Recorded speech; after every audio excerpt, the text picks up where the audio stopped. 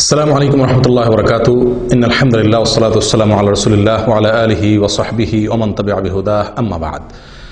সুপ্রিয় দর্শক ভাই ও বোনেরা, নবী সাল্লাল্লাহু আলাইহি ওয়াসাল্লামের প্রতি দুরূদ প্রেরণ করা এটা ঈমানদারদের জন্য অত্যন্ত লাভজনক একটি আমল। এমন একটি লাভজনক আমল যার 40টি উপকারিতার কথা বর্ণনা করেছেন আল্লামা ইবনুল কাইয়্যিম রাহিমাহুল্লাহ। তার কিতাবে তিনি নবী সাল্লাল্লাহু আলাইহি ওয়াসাল্লামের প্রতি দুরূদ পাঠের 40টি উপকারিতা, একটি দুটি বা চারটি ছয়টি নয়, 40টি উপকারিতার কথা তিনি বর্ণনা করেছেন। তার সবগুলো আমরা উল্লেখ করতে যাব না, মাত্র 5-6টি গুরুত্বপূর্ণ উপকারিতার কথা আমরা আজ আপনাদের সঙ্গে শেয়ার করতে চাই। প্রিয় বন্ধু, নবী সাল্লাল্লাহু আলাইহি ওয়াসাল্লামের প্রতি দুরূদ প্রেরণ করা, তার জন্য দুরূদ পাঠ করার মানে হলো তার জন্য দোয়া করা, শান্তির জন্য, রহমতের জন্য আল্লাহ সুবহানাহু ওয়া তাআলার কাছে আরজি পেশ করা। এটাই হলো দুরূদের সারমর্ম। দরুদ পাঠ করা মানে হলো নবীজির জন্য দোয়া করা। প্রিয় বন্ধু, নবী সাল্লাল্লাহু আলাইহি ওয়াসাল্লামের প্রতি দরুদ পাঠ করলে, তার প্রতি তার জন্য দোয়া করলে তার সর্বপ্রথম উপকারিতা আমরা নিজেরা লাভ করব। আমরা দোয়া না করলেও আল্লাহ তাআলা তার হাবিবের প্রতি রহমত নাজিল করবেন। আমরা দোয়া না করলেও আল্লাহ সুবহানাহু ওয়া তাআলা তার হাবিবের প্রতি রহমত নাজিল করবেন। কিন্তু আমরা দোয়া করার মাধ্যমে, আমরা দরুদ পাঠ করার মাধ্যমে আমরা নিজেরাই লাভবান হব। প্রিয় বন্ধু, আসুন আমরা দুরূদ সম্পর্কে নবী সাল্লাল্লাহু আলাইহি ওয়াসাল্লামের বাণী থেকে গুরুত্বপূর্ণ কয়েকটি পয়েন্ট জেনে নেই, যেগুলো আমাদের সকলকে আমলটি করতে উৎসাহ যোগাবে ইনশাআল্লাহ বিইذنিল্লাহ। তিরমিজির একটি বিশুদ্ধ সূত্রে বর্ণিত হাদিসে আসছে, উবাই ইবনে কাব রাদিয়াল্লাহু তাআলা আনহু অত্যন্ত সিনিয়র একজন সাহাবী।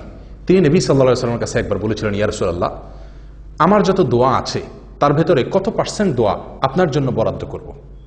নবী সাল্লাল্লাহু আলাইহি ওয়াসাল্লাম তাকে ইচ্ছাধিকার দিয়ে বলছিলেন, তুমি যতটুকু চাও, কোনো বাধ্যকতা তোমার জন্য নেই। কোরআন সুন্নাহ তোমাকে কোনো এ ব্যাপারে বাধ্য করেনি যে এত % তোমাকে দোয়া করতে হবে, তোমার দোয়ার ভেতরে নবীর জন্য দোয়া এতটুকু রাখতে হবে, এরকম কোনো কথা নেই।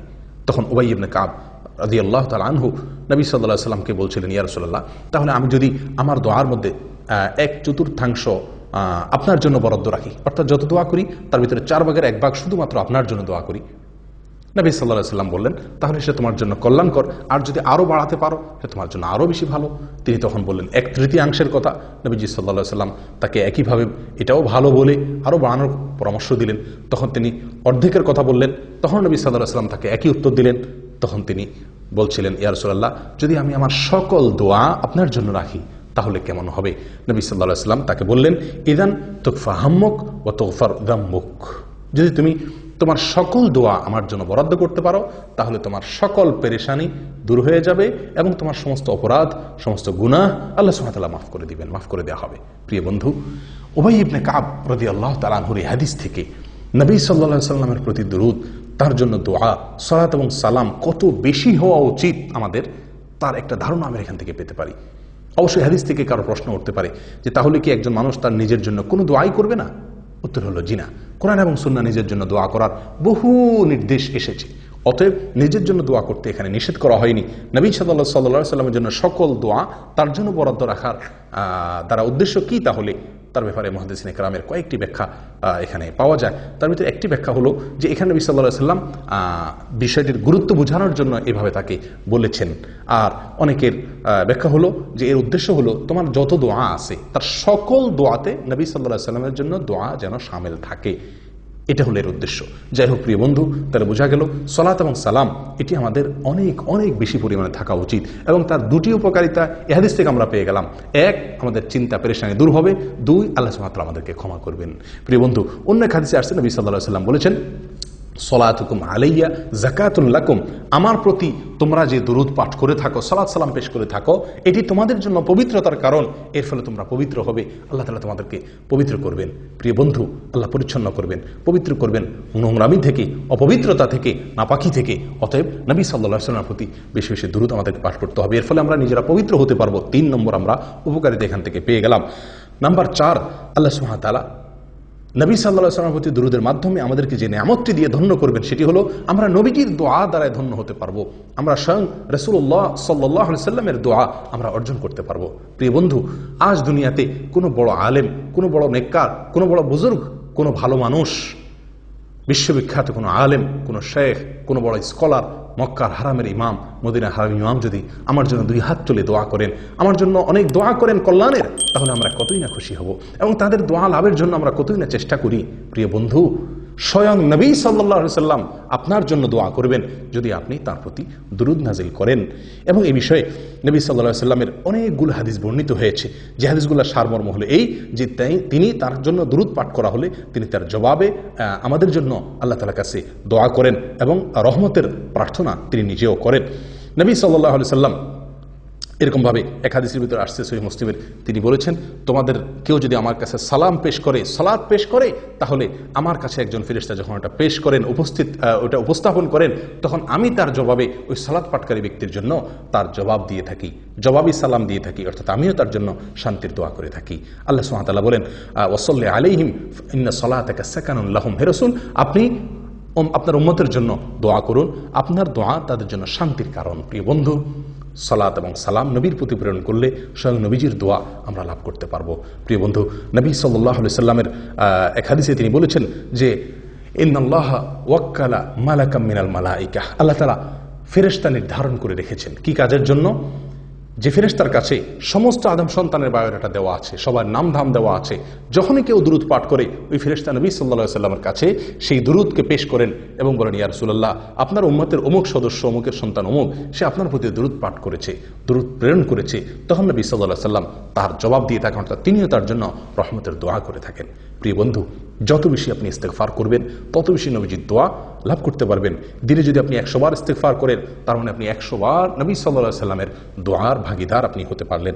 আসুন এটাকে আমাদের জীবনের অংশ বানিয়ে নিই। তাহলে দোয়ার 4 নম্বর উপকারিতা হলো নবী সাল্লাল্লাহু আলাইহি সাল্লামের দোয়া, ইস্তেগফার, সালাতের 4 নম্বর উপকারিতা হলো আমরা নবী সাল্লাল্লাহু আলাইহি সাল্লামের দোয়ার ভাগীদার হতে পারবো, দোয়ার অংশীদার হতে পারবো।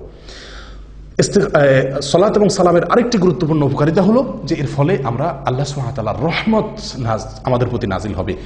নবী সাল্লাল্লাহু আলাইহি ওয়াসাল্লাম বিখ্যাত একটি হাদিস আমরা অনেকেই জেনে থাকার কথা, তিনি বলেছেন, মান সাল্লা আলাইয়া মাররাতান সাল্লাল্লাহু আলাইহি আশারা, যে ব্যক্তি আমার প্রতি একবার দুরূদ পাঠ করবে, আমার জন্য একবার সালাত সালাম পেশ করবে, আল্লাহ তাআলা তার জন্য 10 বার রহমত নাজিল করবেন। একের বিনিময়ে 10, সে আমার জন্য একবার রহমত নাজিল এর দোয়া করবে, আল্লাহ তাআলা তার জন্য 10টি রহমত 10 বার, তার জন্য একটির বিনিময়ে 10টি বার তার প্রতি আল্লাহ তাআলা রহমত নাজিল করবেন। প্রিয় বন্ধু, অতএব আসুন এই সালাত এবং সালামকে আমরা খুব গুরুত্বের সাথে অবসর সময়গুলোতে যখন সুযোগ পাই আমরা সালাত এবং সালামের অভ্যাস করি, নবী সাল্লাল্লাহু আলাইহি ওয়াসাল্লামের প্রতি দুরূদ প্রেরণ করার চেষ্টা করি, তাহলে আমরা আল্লাহ সুবহানাহু ওয়া তাআলার রহমতের ভাগীদার হতে পারবো, আল্লাহর রহমতের মালিক আমরা হতে পারবো। প্রিয় বন্ধু, পেরেশানি দূর হয়ে যাবে, আল্লাহ তাআলা আমাদেরকে ক্ষমা করে দিবেন এবং এর মাধ্যমে স্বয়ং নবী সাল্লাল্লাহু আলাইহি ওয়াসাল্লামের দোয়ার ভাগীদার আমরা হব। আল্লাহ তাআলা আমাদেরকে পবিত্র করবেন, আল্লাহ তাআলার রহমত আমাদের প্রতি নাজিল হবে। আরও বহুবিধ উপকারিতা রয়ে গেছে। প্রিয় বন্ধু, সবসময় দরুদ পাঠ করা যায়, বিনা ওযুতেও দরুদ পাঠ করা যায়, বাথরুম ছাড়া, শুধুমাত্র টয়লেট ছাড়া, আর বাকি যে কোনো জায়গাতে আপনি পবিত্র থাকলেই, ওযু যদি নাও থাকে তবু আপনি দরুদ পাঠ করতে পারেন। এবং এই দরুদ পাঠ অত্যন্ত সহজ একটি আমল। সবচেয়ে সহজ দরুদ হলো সাল্লাল্লাহু আলাইহি ওয়াসাল্লাম। আমরা সাধারণত আজকাল নবী সাল্লাল্লাহু আলাইহি ওয়াসাল্লামের নাম শুনলে হয়তো বড় যে সাল্লাল্লাহু আলাইহি ওয়াসাল্লাম অনেকে বলি, আবার অনেকে বিভিন্ন উপলক্ষে কোনো নতুন ঘর, নতুন দোকান, নতুন বাড়ি, এগুলো উদ্বোধন উপলক্ষে মিলাদের নামে আমরা হয়তো কিছু গতানুগতিক দুরূদ পাঠ করি। প্রিয় বন্ধু, এটা নয়। দুরূদ হলো চলতে ফিরতে, উঠতে বসতে, আগে পরে প্রত্যেকটি দোয়াতে আমরা দুরূদ পাঠ করতে হবে। আল্লাহ সুবহানাহু ওয়া তাআলা সালাতের মতো ইসলামের সবচেয়ে ঈমানের পরে গুরুত্বপূর্ণ বিষয়, সেখানে একটা অংশ রেখে দিয়েছেন সালাতকে, অর্থাৎ নবী সাল্লাল্লাহু আলাইহি ওয়াসাল্লামের প্রতি দুরূদকে। তাহলে বোঝা গেল যে দুরূদ আমাদের প্রত্যেকটি দোয়াতে নবীর জন্য দুরূদ থাকা উচিত এবং উঠতে বসতে চলতে ফিরতে অবসর সময়গুলোতে নবীর জন্য দোয়া আমাদের মুখে জারি থাকা উচিত। তার লাভ আমরা নিজেরাই ভোগ করব। তিনি যে আমাদেরকে দুরূদ পাঠের নির্দেশ করেছেন এবং অধিক হারে দুরূদ প্রেরণ করতে বলেছেন তার প্রতি, যেটা আমাদের নিজেদের স্বার্থে, আমাদের নিজেদের সুবিধার্থে। প্রিয় বন্ধু, দুরূদের জন্য সবচেয়ে গুরুত্বপূর্ণ সময়, সবচেয়ে মূল্যবান সময়, দুরূদের সিজন বলা যেতে পারে শুক্রবার এই দিনটি এবং শুক্রবারের রাতটি, অর্থাৎ বৃহস্পতিবার সন্ধ্যা থেকে নিয়ে শুক্রবার রাত শুরু হয়ে যায়। বৃহস্পতিবার সন্ধ্যায় সূর্য যাওয়ার সঙ্গে সঙ্গে শুক্রবারের হিসাব শুরু হয়ে যায়। এক হাদিসে তো আলাদা শুক্রবার দিন এবং শুক্রবার রাত, এই উভয়টিকে নবী সাল্লাল্লাহু আলাইহি ওয়াসাল্লাম আলাদাভাবে উল্লেখ করে বলেছেন যে তোমরা এই শুক্রবার দিনে এবং শুক্রবার রাতে আমার প্রতি দুরূদ প্রেরণ করো। ইবনে মাজাহ এক হাদিসে আসছে। প্রিয় বন্ধু, শুক্রবারে নবী সাল্লাল্লাহু আলাইহি ওয়াসাল্লামের প্রতি দুরূদ পাঠ করার বিষয় আরো অনেকগুলো হাদিসে আসছে, যেগুলোর খোলাসা কথা হলো যে শুক্রবার তোমরা আমার প্রতি দুরূদ পাঠ করো। নবী সাল্লাল্লাহু আলাইহি ওয়াসাল্লামের হাদিস সহিহ মুসলিমে যেটি বর্ণিত হয়েছে, তিনি ইরশাদ করেছেন যে ইন্না আফদাল আইয়ামিকুম ইয়াউমুল জুমআ, নিশ্চয়ই তোমাদের এই দিনের ভিতরে সপ্তাহের সবচেয়ে সেরা এবং শ্রেষ্ঠ দিন হলো জুমার দিন। অতএব কি করো, ফাআকথিরু আলাইয়া মিনাস সালাতি ফি, অতএব এই দিনে তোমরা আমার প্রতি বেশি বেশি দুরূদ পাঠ করো। জুমার দিনে যত বেশি সম্ভব দুরূদ পাঠ করতে হবে। জুমার দিনে যত নফল আমল আছে প্রিয় বন্ধু, জুমার সালাতের পরে জুমার দিনের সবচেয়ে গুরুত্বপূর্ণ নফল আমল হলো নবী সাল্লাল্লাহু আলাইহি ওয়াসাল্লামের প্রতি সালাত এবং সালাম পেশ করা, এরপর সূরা কাহফ ইত্যাদি। প্রিয় বন্ধু, আসুন দুরূদকে আমাদের জীবনের অংশ বানিয়ে নেই, আল্লাহর রহমতের ভাগিদার হব, গুনাহ মাফ হবে, পেরেশানি দূর হবে। আল্লাহ সুবহানাহু ওয়া তাআলা এই দুরূদের মাধ্যমে আমাদেরকে পবিত্র করবেন এবং স্বয়ং নবী সাল্লাল্লাহু আলাইহি ওয়াসাল্লামের দোয়ার ভাগিদার আমরা হতে পারব। আল্লাহ তাআলা আমাদের সকলকে দুরূদের আমলটিকে সবসময় নিয়মিত করার তৌফিক দান করেন। দুরূদ, সবচেয়ে শ্রেষ্ঠ দুরূদ হলো দুরূদ ইব্রাহিম, যেটি আমরা সালাতের মধ্যে পড়ে থাকি। এছাড়া যে কোনো দুরূদ আমরা পাঠ পড়তে পারি, এমনকি আমাদের নিজেদের কোনো বানানো দুরূদও আমরা পড়তে পারি। তার জন্য দোয়া যে কোনো ভাষায় হতে পারে, নিজের ভাষায় মাতৃভাষায়ও হতে পারে।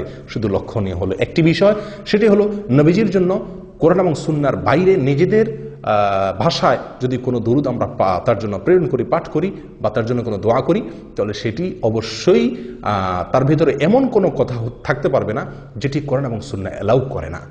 যেমন কথার কথা, আপনি যদি নবীর প্রতি দুরূদ প্রেরণ করতে গিয়ে তার প্রশংসায় এমন কোনো বাক্য ব্যবহার করেন যেটি কোরআন এবং সুন্নাহ আর আলোকে নিষিদ্ধ, অর্থাৎ যেটি হয়তো আল্লাহর শান, আপনি বাড়াবাড়ি করলেন।